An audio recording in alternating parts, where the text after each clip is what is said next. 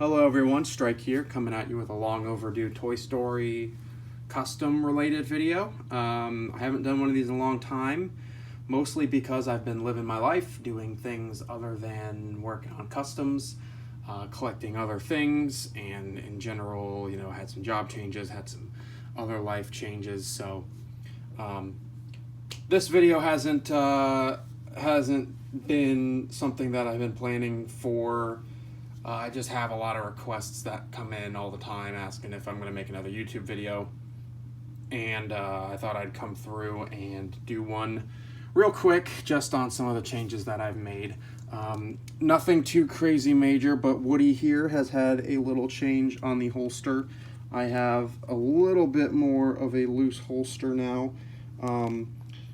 It's not as loose as I would like it to be, but what I did is a long time ago, and I think I've shown this off in previous videos, my fake rivet that was on the original toy, the one that Thinkway put on the toy, actually broke, so I had to find a replacement, and I got this little screw thing from Home Depot and put it on there. And recently, when I was making some adjustments to the vest border, I had to redo this one around this arm here, and had to fix up some of the other parts of the vest border that I've made. I decided to drill the hole on the holster itself a little bit wider so it's a little more loose around that little screw there, so it jiggles like it's supposed to. It's not super flimsy or anything, but it is a lot more movie accurate, being something that can rock back and forth as Woody moves around. I don't remember if I made a video showing off the Not a Toy Company Woody badge, but this badge is something that I really do like on this Woody toy, and it looks really great. The new Zeta Boo video has inspired me to attempt Brett's method for the vest border, which I believe has changed, but that new Zeta Boo video, if you go watch it, you can see that my buddy Brett gave him advice on how to do the vest border, and I'm thinking in the future I might attempt that at some point. I think I'd like to try it and see how I like it. We're going to be moving on to Buzz here. So Buzz has had some changes, and some changes that I think are long overdue. I've got two shout outs to give. The first one is for Garrett Darkstar, who led me to these ball joints that you can get off of eBay. This is exactly what they are.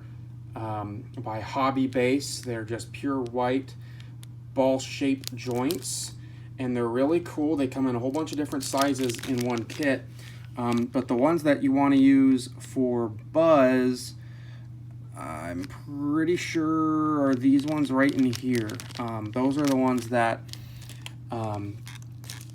those are the ones that you use for Buzz Lightyear. So he showed me how to or I guess gave me the inspiration on how to do that. He showed me those are the ball joints that you use, and I have successfully put ball joints on the wrists to my Buzz Lightyear. Now, I'm sure somebody somewhere is going to wonder how I did this, and it is a process. So first of all, you have to pry off the forearm parts on your Buzz Lightyear, and you got to do it very carefully, or else you really make it noticeable that you attacked it. I would not use something metal. I would use something plastic, or a very small precision screwdriver. And I would be very careful and take your time and pry the forearms apart. And once you got the forearms apart, what I did is I cut off the Buzz wrist where you see it ending here. And I used the base, the circular base of the hand, and cut the rest of the wrist peg off and drilled a hole through it. And then I stuck the end of the ball joint, that little peg there, into that hole.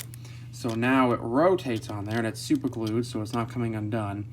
There's a little hair scratch or something on Buzz's backhand there that's bothering me, but anyways, what I did is I took that and I put the peg through it, and then I had to Dremel out the hand, the inside of the hand, to get the ball to sit a little further down on the hand so it doesn't just look like it's stuck on the end of the ball joint. But the ball joints looked really good.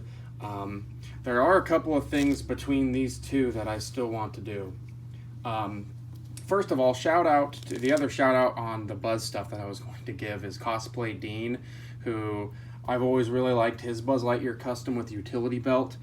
He's one of the few people who has been able to modify a laser pointer into the Collection Buzz laser, and that is something that I want to do soon. I actually have ordered the laser pointers that you can solder onto the Collection Buzz Lightyear arm. Or at least, you know, Little Green Alien is somebody on YouTube who shows a tutorial on how to do it for a Disney Store Buzz. But I'm going to try to do it on this Buzz because I know a couple of other people who have done it and said it's not easy, but I would like to do it. That's one thing I would like to do to my Buzz Lightyear. Another thing I want to do to Buzz Lightyear is, again, Cosplay Dean has been really helpful in sending me Buzz Lightyear replacement parts because I needed spare arms to do this arm mod.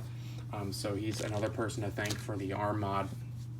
And when I say arm mod, I'm talking about like the wrists, the ball joint wrists, and modding these so that you could do the ball joints. He had spare arms, and I was able to purchase them off of him. He's got a ton of Buzz parts, so if you want to get some replacement parts for a collection Buzz Lightyear, he's the guy to talk to. So on top of that, the other thing that I want to do, or I really have to do, is I have to replace the rubber waist on this Buzz.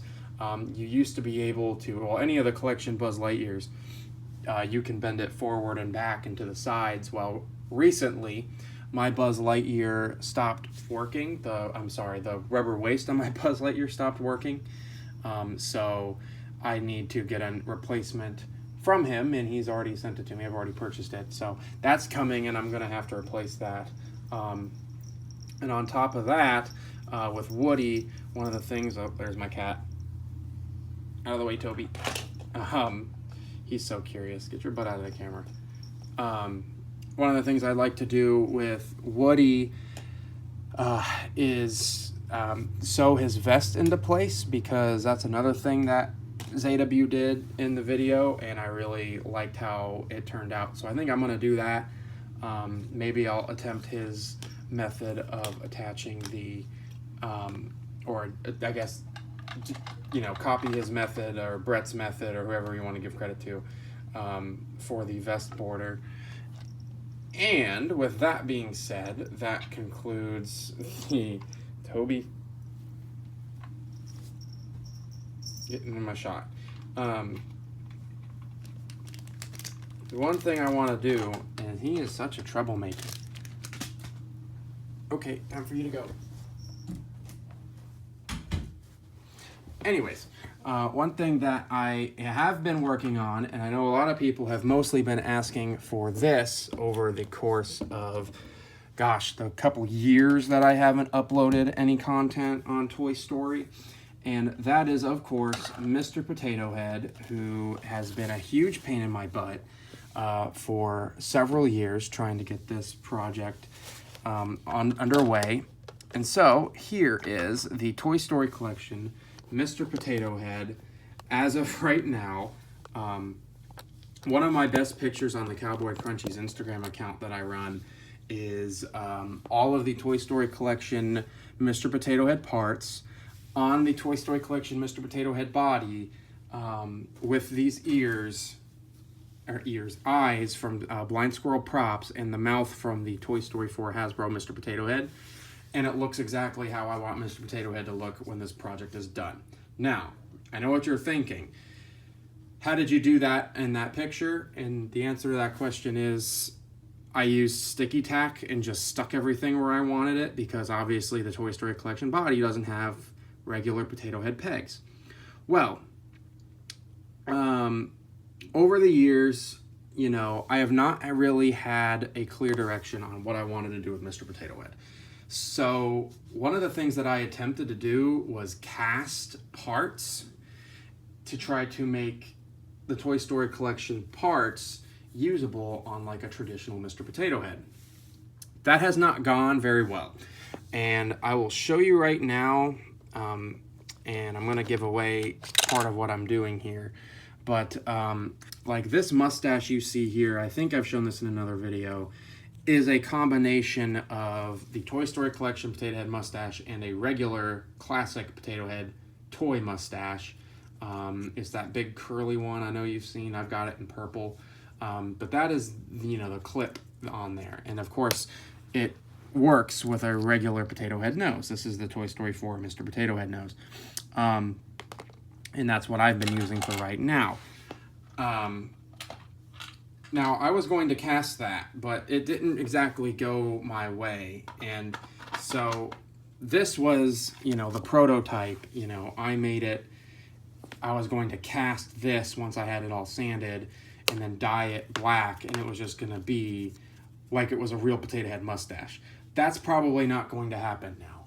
Casting the Mr. Potato Head parts is so hard. Like, it has been so difficult, and I haven't had any success with it. So this is what I am planning on doing right now. So, like, because I legally couldn't sell any of these parts anyway, I mean, I never really had plans to do that. But with Mr. Potato Head, this is where I'm at. So in the collection Mr. Potato Head, there's a bunch of those moving parts, obviously, that make his parts, you know, jiggle as he talks. And they're all hooked up to a motor, and it's a very complicated setup. I've pulled him apart a couple times to see what the inside of him looks like, but they have a lot of parts that look like this. Now, I've taken all of these out, and there's not enough for every peg hole, but right now, if I pull out Mr. Potato Head's eyes and Mr. Potato Head's mouth, you can see that I have glued those parts into place, and I have drilled the holes just a tiny bit bigger, so that way regular Mr. Potato Head parts can fit on the Mr. Potato Head. And now it functions like a classic Mr. Potato Head. I don't have enough of these parts for every spot for the hat, ears, hands, and shoes, but it is something that I am currently working on trying to fix. This one is what I was using to keep the nose in place, although that one obviously isn't glued in yet. So, you know, I just kind of stick the nose through the hole to keep it into place. And then now he kind of looks like Mr. Potato Head.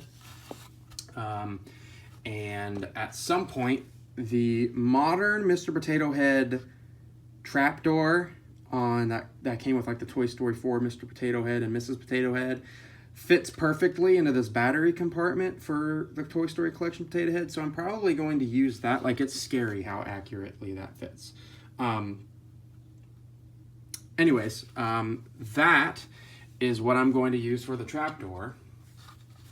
And then, unfortunately, it's gonna have to come down to this. But with these parts that I am modifying, you know, they're not exactly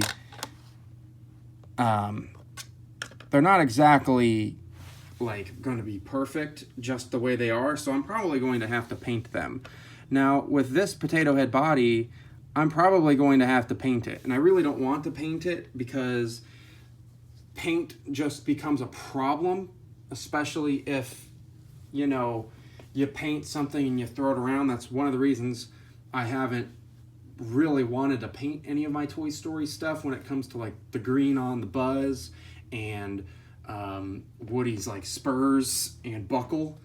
Because paint rubs off. When I did the custom Woody badge, my custom Woody badge, not a toy company one, the paint was always coming off and it was really annoying, and it was frustrating to see that happen.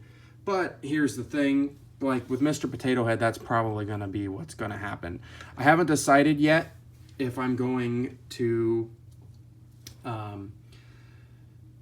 do certain things with Potato Head that I was going to avoid doing, like the arms. I'm not sure if I want to use the bendy arms or the collection arms just yet, but I have enough what I call failed cast parts like ears and shoes I can just use like an epoxy and fill them and sand them down and then paint them and attach pegs.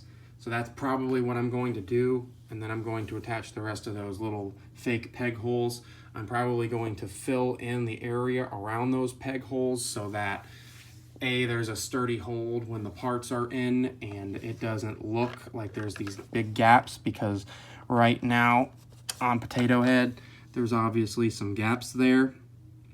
And you know, that looks kind of rough. But I mean, hey, it's functioning and you can't see it when the parts are in. So I don't know. And right now I've got a bunch of clay on the back here, which I'm probably going to replace with epoxy and then sand down the pop button text there. And I honestly think I'm going to take a Dremel and cut out the battery pack because that's what I want to do. And it's been a difficult brainstorming process, but I'm going to figure out how to get that trap door to work so that we can store all of his parts in the back, and he doesn't end up like the Toy Story 1 Potato Head who doesn't have a trap door. But anyways, Mr. Potato Head is a slow, painful, annoying work in progress. Woody and Buzz, for the most part, are generally done. You know, I don't think I'll ever stop making minor modifications, but, you know, as of right now, there's nothing major going on with these guys. I just wanted to make this video because I know a lot of people have been asking for it, and you know, I don't want to disappoint anybody and never make a video again, but as of right now, that's where I'm at with this. Other characters that I really haven't focused on when it comes to custom stuff that people have asked me about too, like Jessie. I know I've been asked about Jessie before. There might be something I do with Slinky Dog, because I know like Today I Grew Up did the ear mod, and I kind of want to do the ear mod because it looks cool. But there's nothing huge that I really want to do right now other than these guys. But I'll keep working on it. So thank you all for watching. Thank you all for continuing to support this project and following the Cowboy Crunchies Instagram to see the updates on Toy Story stuff. And I just wanted to say thank you guys, and I'll talk to you later. Bye.